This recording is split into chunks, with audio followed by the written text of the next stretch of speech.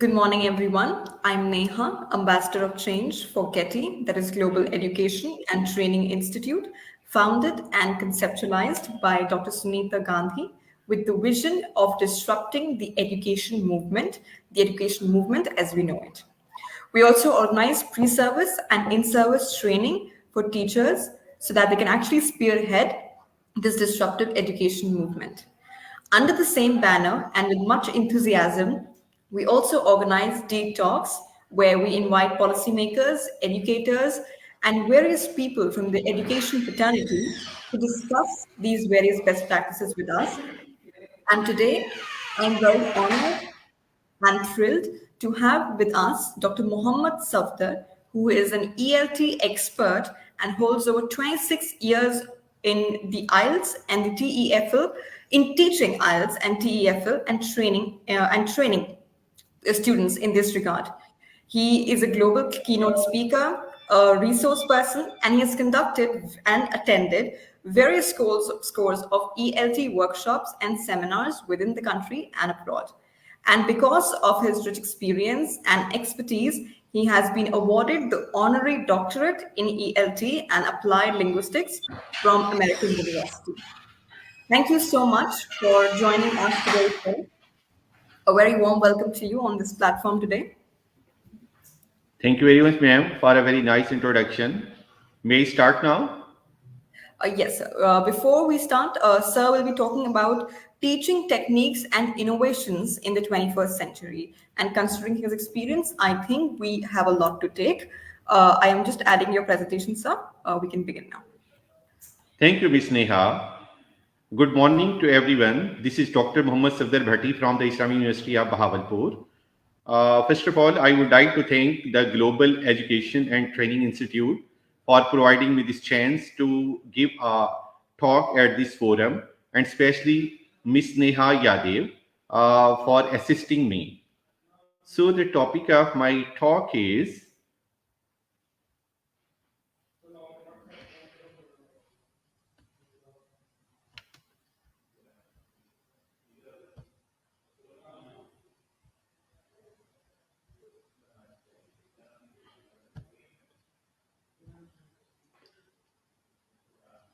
teaching techniques and innovations in 21st century. And under this umbrella, we will talk about all these keynote points. Respected audience, the objectives of the session are the attendees will be able to boost up their existing teaching skills, and they will also be able to make a difference between teaching techniques and innovations when it comes to their teaching and learning process. First, I would like to move towards its introduction. Actually, education is a shared commitment between dedicated teachers, motivated students, and enthusiastic parents with high expectations. New teaching techniques are changing the educational environments around the globe and driving better academic performance among students. 21st century teacher is expected to be able to look at his practice and adapt himself according to the needs of his students. Innovation in education encourages students and teachers to research, explore, and use all tools uh, to do something new. It involves a different way to look into the problems and solving them. It also improves the education because it compels students to use higher level of thinking to solve complex problems. Actually, teaching is imparting instructions to the students in the classroom situation, a profession that teaches all other professions. It makes our life organized and disciplined. It is an interaction between the teacher and the taught. It is a creative profession, not a delivery system. Great teachers do pass not only the information, but also what great teachers do is mentors, stimulate, provoke, and engage. That is the X ray of successful teaching. Knowledge of the students, the teacher should have the knowledge about his students, and he should also engage them and motivate them and he should be a role model in front of his students, and he should have the judging eyes and evaluate their work and also review them. Teaching is basically concerned with the information, attitude, and the skill. According to Bloom's taxonomy, information comes under cognitive, while attitude comes under affective, and skill comes under psychomotor. And that is the cognitive domain: knowledge, comprehension, application, analysis, synthesis, and evaluation. So, knowledge and comprehension come under recall, while application and analysis come under interpretation, and synthesis and evaluation come under problem solving. Knowledge involves elementary skill of recalling and remembering some information, that is, event, names, places, dates, dates, terminology, classification, and the categories. While comprehension involves understanding and grasping information which is going to be given over there. It is necessitated processing of information, the translation, interpretation, and extrapolation. While application involves using something in a specific manner, it asks for close attention and effort. It emphasizes on creativity and novelty.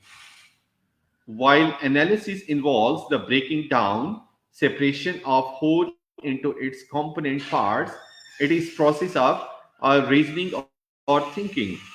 In the simple form, that is the testing of elements, while higher form, it is determining the relationship between these elements.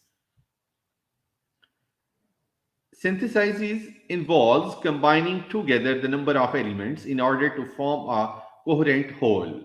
The discovery of structure is an important part of the activity, production of a unique combination, and production of proposed set of action. While evaluation involves combination of all the previous five categories. It is concerned with making judgments about the value. For this purpose, some yardstick and as standard is required. It can be quantitative or qualitative, direct or indirect, subjective and objective. So, if we say that achieving this cognitive competency, it means our students can do all these things.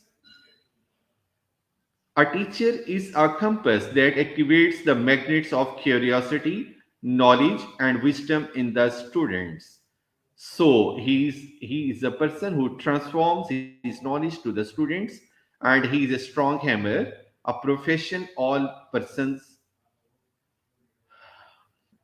a preacher, a lighthouse, and a groomer, the kingpin of teaching process, a facilitator and mentor. He is an education pathologist, psychologist, and a mentor. Here is the difference between the trained teachers and the untrained. Respected audience, the trained teachers are very costly, while the untrained cost more. The trained are fair and impartial, while untrained are biased. Trained are imaginative and stimulating, while untrained are dull and boring. The trained are sympathetic, while untrained are very bossy. The trained are constructive, while untrained are destructive. And I think the trained teachers are the motivators, but the untrained teachers are the skippers. I think the trained and the good teachers make good institutes, and good institutes make good teachers. These are some qualities of a good teacher. He should have the knowledge of his subject and the students. He should have a very unbiased personality. He should have good commitment towards his profession and the approach. He should have good communication skills to deliver, and he should have due respect towards his students. And he should also have his personal interest towards the teaching and the learning of the students. Great teachers help the students to reach their goals. They are lifelong learners. They build the relationships. They are very friendly, but not the friends of the students. They provide opportunities for service to others. There are some reasons we love the teachers because they are always our second parents, and they give the best advice, and they always believe in you and always have a shoulder to cry on. Who is the student? Respected audience, he is a person, that person, one who seeks knowledge from his teachers, and he has an inner thrill to learn. Basically, he is physically neat, mentally clean, and morally very strong. He is very hardworking, honest, regular, and punctual. He is the pride of the nation and crown of creation. These are some characteristics of the learners. They are the innovators, mindful, collaborators, seekers, challengers, connectors, balanced, critical thinkers, motivators, and the thoughtful. What is the classroom? Where the contact between the learner and the teacher occurs, and that is a place which plays very important role in education. That is a self, basically classroom is a self-created environment, and it should provide stress-free environment to the students to make learning easier. If you don't plan, the students will plan for you. That is a well-known maxim. So it reflects the need for the lesson planning. Lesson is a knowledge, knowing a thing, and the skill, knowing and doing, and attitude, which change their mental approach. Planning, the process of deciding in detail how to do something. If we want to go to the market, we have to make some planning where to go and what to buy. According to concise Oxford Dictionary, lesson planning means to make a design what you have to teach the learners. It is like a map, a detailed procedure for teaching, actually a plan of action, something that is personal, a written statement. It makes the teaching and learning process more effective. Effective teaching needs planning. Effective teaching and learning process is equal to learning time, quality of instruction, and students' engagement. How well they are engaged. These are some five E's model for the teaching. Engage your students, explore their potential, explain what you are teaching, elaborate, and then evaluate what you have taught. Importance of lesson planning according to teaching, teacher and students' point of view. From the teaching point of view, effective teaching doesn't mean just communicating the information, rather, it is something more than that. It is planning and imparting. So, in a well planned lesson, teaching becomes more interesting. According to the teacher's point of view, planning reveals teacher's personality. It is sound proof what a teacher has been doing in the class. It gives confidence to the teacher because he has full control over the subject. It saves a lot of time and provides the teacher more freedom in teaching. It can also be useful for the teacher in future planning. And from the student's point of view, if teaching is carried out according to a plan, learning becomes more effective and interesting. In a well planned lesson, students' participation is ensured. They become sleepless even at their homes. An unplanned lesson may lose their interest and put them to sleep even in the classroom. That is a syllabus scheme of work. There should be proper objectives, NWH questions, teacher activity, student activity, and then the assessment and the feedback. The dear audience, the objectives must be very smart. They should be specific, measurable, attainable, realistic, and time bound. That is a WH question statement. Planning for whom? Definitely the learners. Planning for what? The syllabus. Planning for where? The classroom. Planning for when? The schedule. Planning for why? To achieve the objectives, which are very smart. Planning for how? Methods and the techniques. We can never overlook the importance of 4 P's format. the importance of 4 P's format. Preparation before the class. The teacher should prepare his lesson well. Presentation in front of the class. He should present it in a very good way. Practice during the class. He should involve the students to do its practice. Production after the class. The teacher should assign some home task and homework and other tasks to do its practice at their home. And then for fifth one, I myself have added, that is the praying.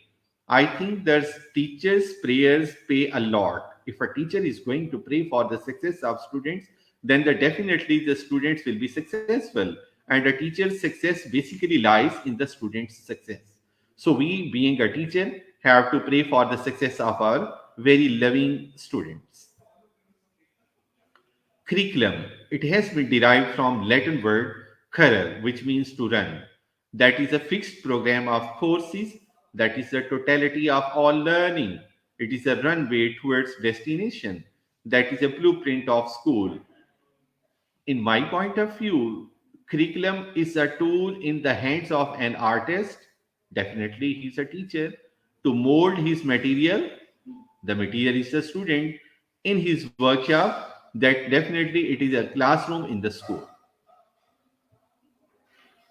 These are some components of curriculum: objectives, contents, teaching method, and then evaluation.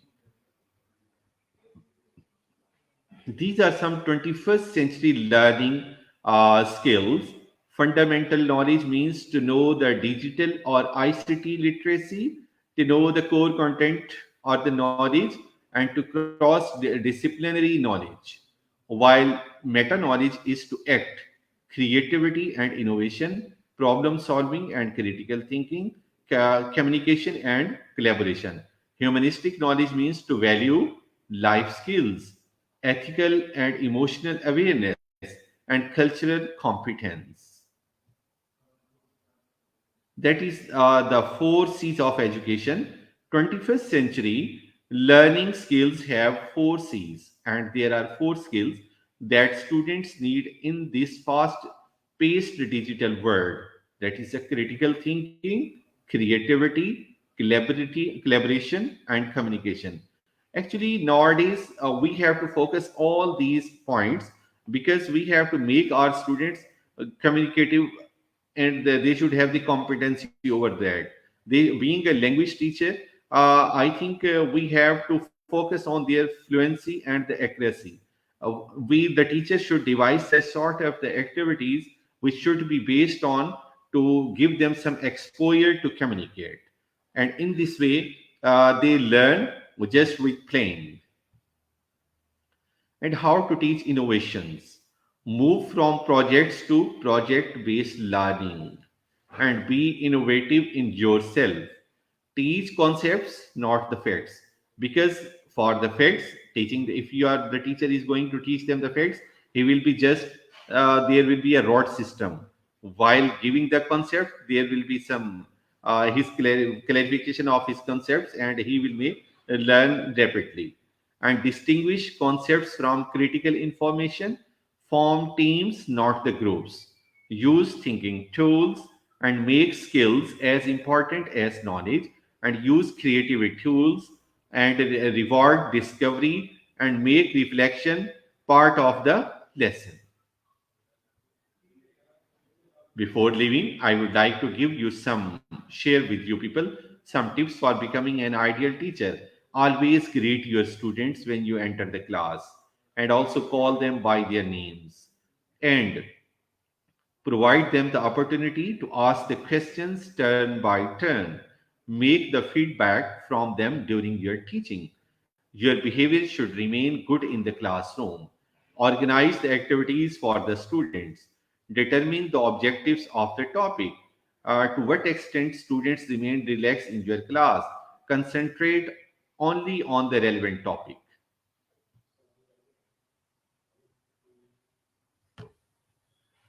Make self correction if it is needed. Be punctual and always plan your lesson and maintain discipline in the class and enter the class with good preparation. Check the previous knowledge of your students and your voice should remain audible in the classroom. Always remain well dressed and neat because you are a role model for your students. Dress well and address well.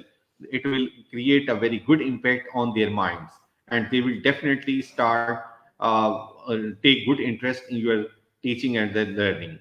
Always answer students' questions and say goodbye to the students at the end of your lecture. And thanks for your patience, please. And any question? Thank you very much. Thank you so much, sir, for that very wonderful and informative session.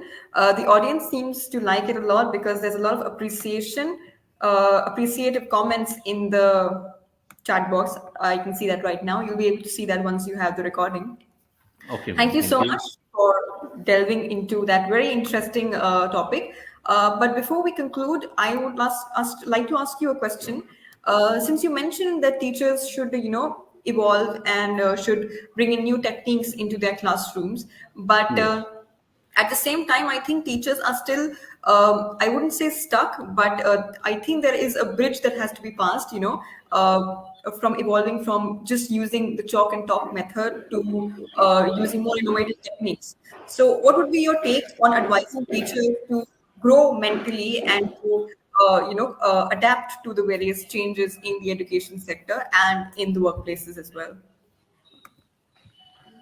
Thank you very much, Miss Neha, for your very nice question. Actually, due to this pandemic, you see, we have that moved from physical classroom to the online classes, and Yes, nowadays we are just using the blended learning and teaching. So I think absolutely. if the teacher is just going to use some techniques, innovative techniques like some use of aviates, multimedia, and some innovative material he should bring in the class. In this way, the students will be learning. They will show their personal interest to learn, and they will automatically be involved at the very outset. Actually, the problem lies with us. We people are not going to prepare. We come in the class, we enter the class without any preparation, and rather we are asking the students what we have to learn today. Definitely, the students are the students. So I was saying that if you don't plan, your students will plan you. So we have to plan Absolutely. our lesson. Yeah, they Absolutely. will think, That's it. yeah, they will say that this teacher is very absent minded, he's not well prepared, he's not taking interest in our teaching. So they will be planning differently. So we have to focus on their moral values to be upgraded, and as well as their learning should be improved. Absolutely. That's a very wonderful thought, sir. And thank you so much for joining us today. But before we conclude, would you like to have any concluding thoughts for our teachers? Our audience is mostly from the education sector. So anything you would have for the new generation of teachers or teachers, who are in the education fraternity for a very long time? Because I think we all have to accept the change has arrived and we need to adapt to the change. So from your own experience, would you like to have any advice for our teachers and students and parents as well? Yes, ma'am. Because now we are living in a, we are the digital citizens right now. Yes, We sir. are living in a global village. So I think the teacher should keep himself abreast what is happening around him and what is happening in his field. Because now globally we can learn a lot. We can, because continuous professional development courses, they are very necessary for the teachers to upgrade Absolutely. their knowledge. I think upgraded and learner teachers can upgrade their students well. All the problems lies with us. Be very sorry to say, with being a teacher, we are not showing our personal interest within towards their learning, towards their teaching. I think teacher is a real father in my point of view, Absolutely. because we are the spiritual parents. We are the spiritual parents. We have to I think polish their spirituality. We have to make them a moral decorum, morality. They should have some moral values. They should be very Absolutely. neat, they should be very clean, and all these things can be inculcated if the teacher himself is a model of morality. If the teacher Absolutely. himself is not like that, he is very rough and tough. Automatically, he is giving such sort of the lot. So the student's lot is in the hands of the teachers. So being a teacher, we have to play our role well, and we have to give due respect to our students. And there is a triangle between the teacher, students, and the parents. There must be a proper linkages between these three. What do the parents do? They think that we have paid the fees, that's enough. We have sent the child to the school, that's enough. No, the teachers think such students are, I think that there is no behind them who may come and ask what is his performance, about his progress. So they take him for granted. The Absolutely. teacher, the parents should take interest, but show their personal interest. They must be involved. Whether they are so much busy, but they should get maximum time. They should give maximum time to their children and attachment with the students, with their teachers. So what sort of the feedback they are getting from the teacher, the parents should, if both are sitting, there will be a good personality, groomed Absolutely. personality of the child, instead of the Absolutely. parents are cut off and the students are enough. So this is my personal request, my dear colleagues and my dear parents and the students and the respected colleagues and the teachers. You should have a very sound relationship with the parents and then with the students. The students, a teacher must be a very good facilitator instead Yeah. of a teacher. He should try to Absolutely. facilitate his students through all the angles. Then automatically the students will be giving due respect to them. That's Thank a you. very wonderful thought, sir. Because since students pick up on whoever is around them, and mostly parents and teachers are around them, so it's very important that parents and teachers also inculcate and echo the values that they want in their students as well. That's a very wonderful Yes. submission and a conclusion to a very interesting and informative session as well. Thank you so So much nice. for joining us this morning. Thank you so much, sir. And I think you have impressed the audience as well. I don't think the comments are stopping. Everyone is saying great knowledge, mashallah, mashallah. It was a great lecture. I think it was a very wonderful presentation. All in all, that is what I'm trying to say. Thank you so much for joining So us nice. this morning. Thank you, sir. So nice of you, miss. So nice of you. Would love to come and join you again and again. Thank you very much. Thank you so much, sir. See you around again. Thank you. Bye. Thank you. Thank you.